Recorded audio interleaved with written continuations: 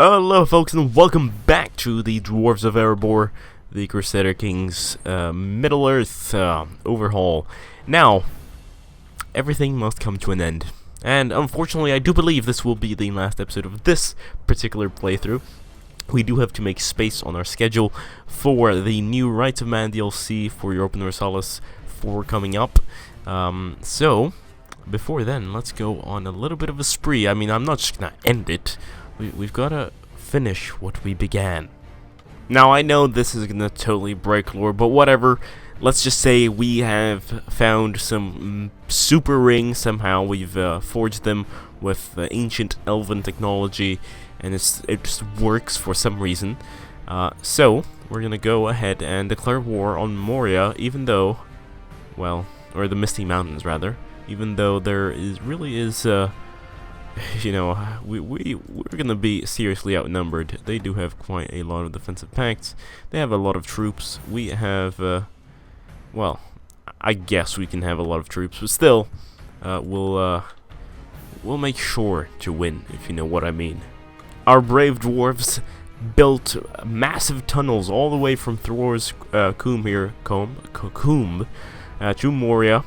And they surprised the Overlord Gazra the Able here, and suddenly took the capital. And in the midst of battle, the old king was killed, and so we now actually have a new Overlord, Grand of the Misty Mountains, and he's a little bit of a fellow who kind of afraid. You can see that he's a misguided warrior.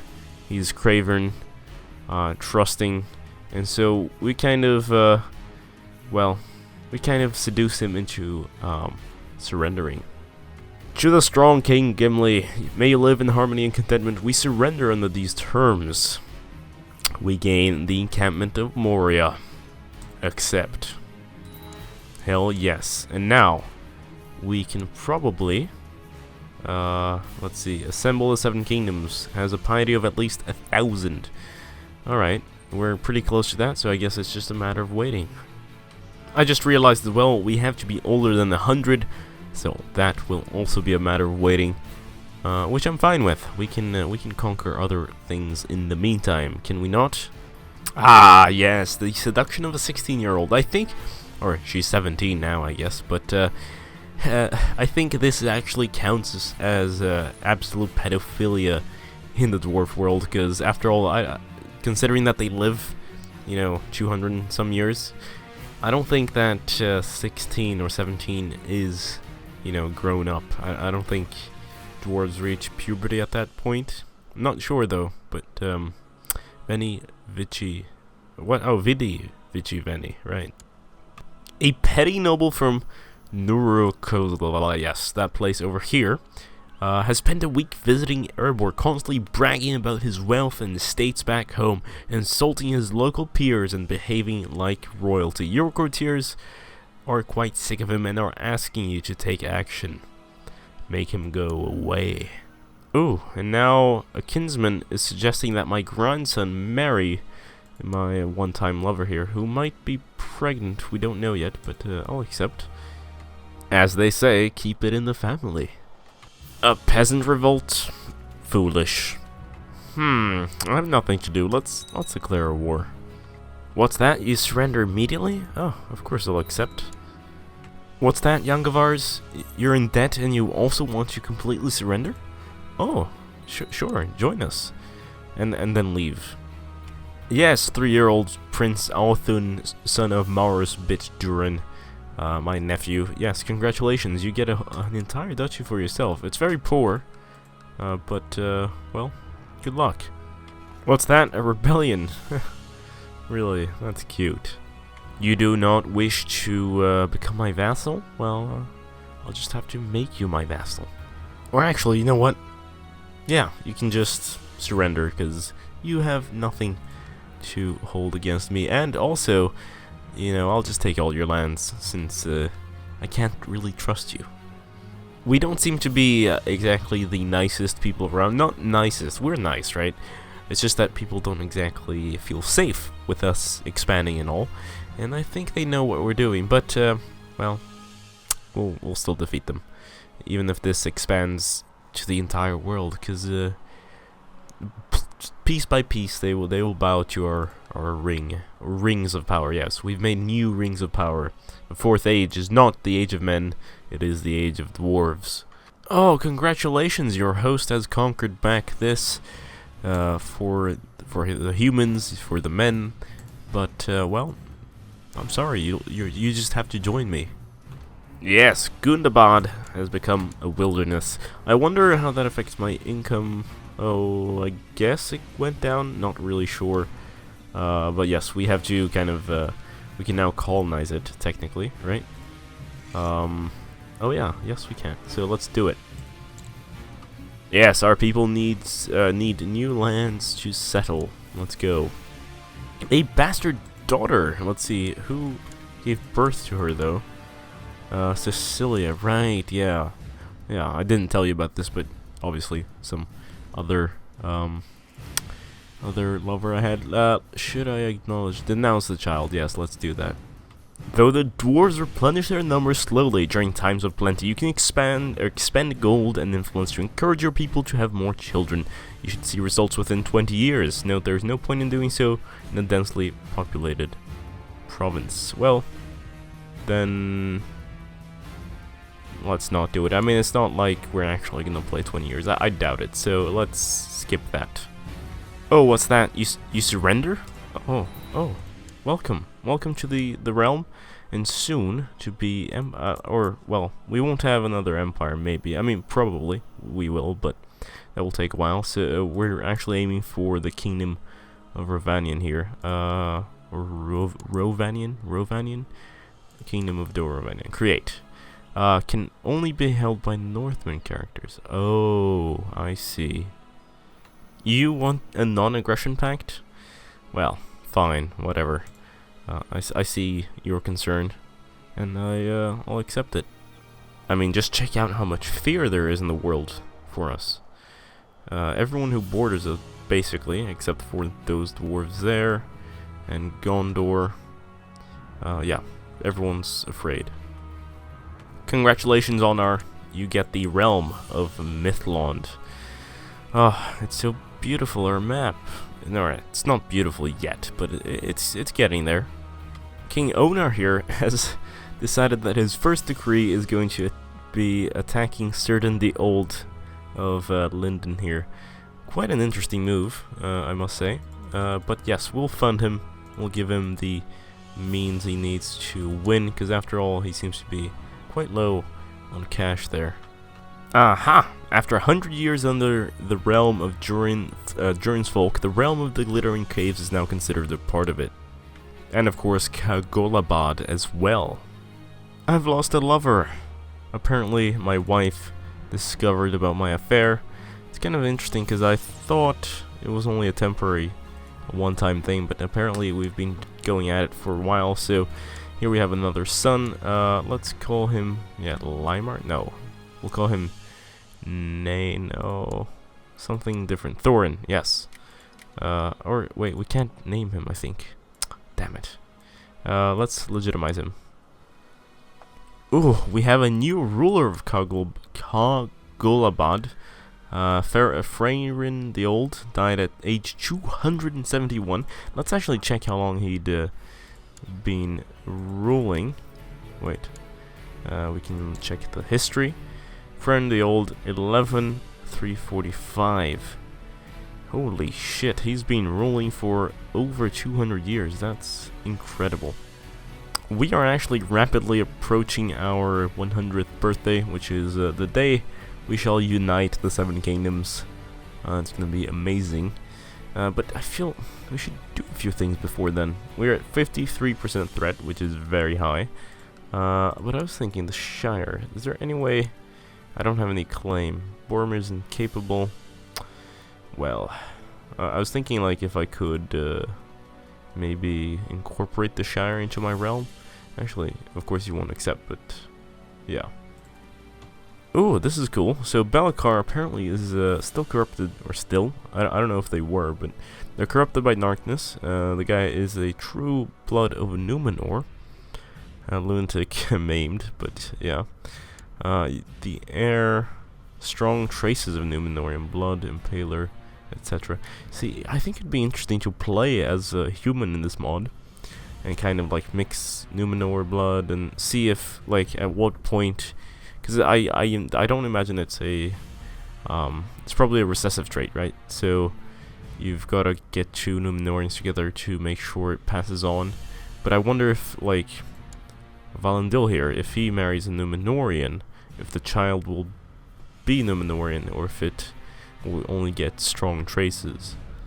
I really needed to fix my borders. It looked bad, and it was kind of harsh marching through Gundabadian territory there. So, well, now that's fixed. Looks a lot better.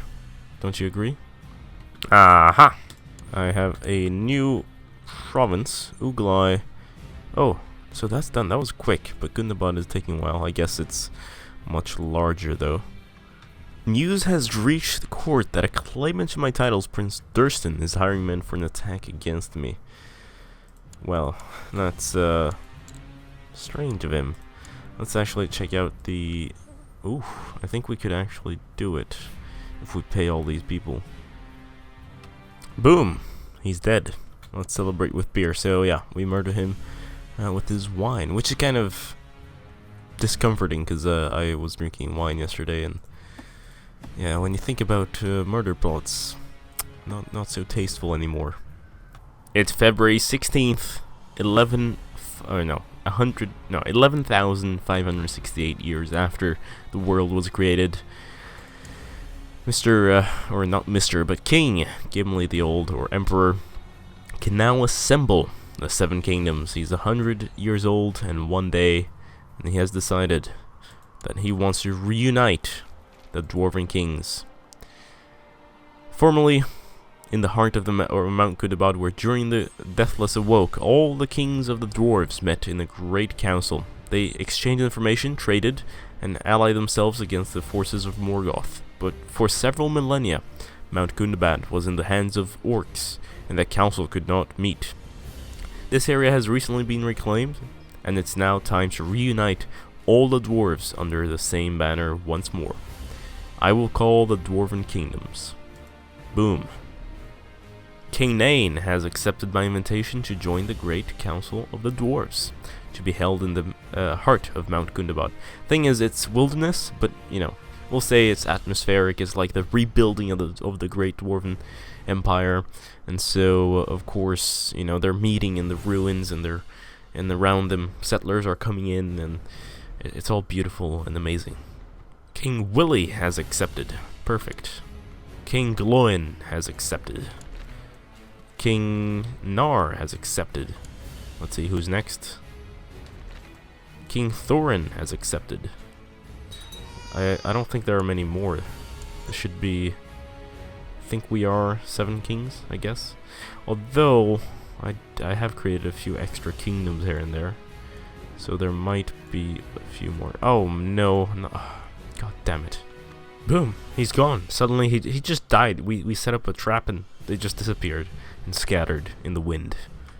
The kings of the dwarves have gathered in Mount Gundabad for the Great Council as in the past. While you run this first meeting, you submit an initial proposal for the Council of Dwarves, unifying all the tribes of the dwarves in order to create a supremely powerful dwarf nation. I ask you to unify all the tribes under king of all the dwarves, probably. That's what it probably says under there. Thing is, there's really only one dwarf kingdom that's not already within our empire, so it's really just about him accepting it. And they have all unanimously agreed. The kings of dwarves gathered in Mount Gundabad for the Grand Assembly. As in the past, the interim head of the council proposed to unify all the tribes and kingdoms of the dwarves under the reign of King of all mountains, elected by the Council of Kings. I accept this proposal. The unification of the dwarves. The kings of the dwarves have accepted the proposal and agreed to create a great kingdom of all mountains, ruled by one king elected every 20 years. It is now time to proceed to the election of the first king. We must choose wisely. the king of the Dwarvish Union. It's time now to vote. Time to vote for one of the kings of the dwarves who will become the new king of all mountains. Who are the candidates? Myself, and only me. But I'm the only candidate, actually, like literally. The kings of the dwarves have voted, and at the count you discover that you are the lucky one. The Council of Kings elected you king of the Dwarvish Union, and you will now govern all the kingdoms of the dwarves. The next election will take place in 20 years. I am king of all mountains. Boom. Now that is a beautiful color. The Dwarvish Union. Wow. Look at that banner right there. I really like this blue tint for some reason. It's pretty nice. I mean, I might even turn to the darkness just to spread the blue all over the place.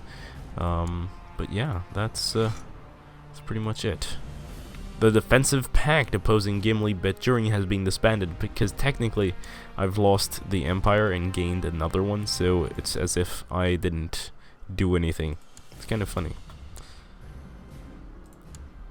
And we didn't even have to shed blood in order to take this. That's actually pretty good. We could actually move our chancellor to do some other stuff. Maybe improve diplomatic relations somewhere. I don't know. We'll fabricate claims on something. I guess the Shire maybe, or some shit like that. But yeah, I know how much you hate this, and I actually really hate it when I have to end a show like this. But I've really enjoyed this, and it's time to make space for something else, for Rights of Man, the DLC coming for Europa Universalis 4 next week. And so I think this Let's Play has seen its final days. It's been quite a lot of fun. Unfortunately, I do think that playing as dwarves isn't really suited for this mod. Imagine playing as elves though, like immortal. That'd be kind of annoying. But yes, and then there's also the fact of the lag, because now I've gotten used to the new Reaper's Due patch, which optimizes the gameplay a lot, and it just kind of annoys me a little bit playing this old version of Crusader Kings. Anyway, don't forget to leave a like, subscribe if you haven't already, check out my other content, share with your friends. This has been GameGabster. Farewell.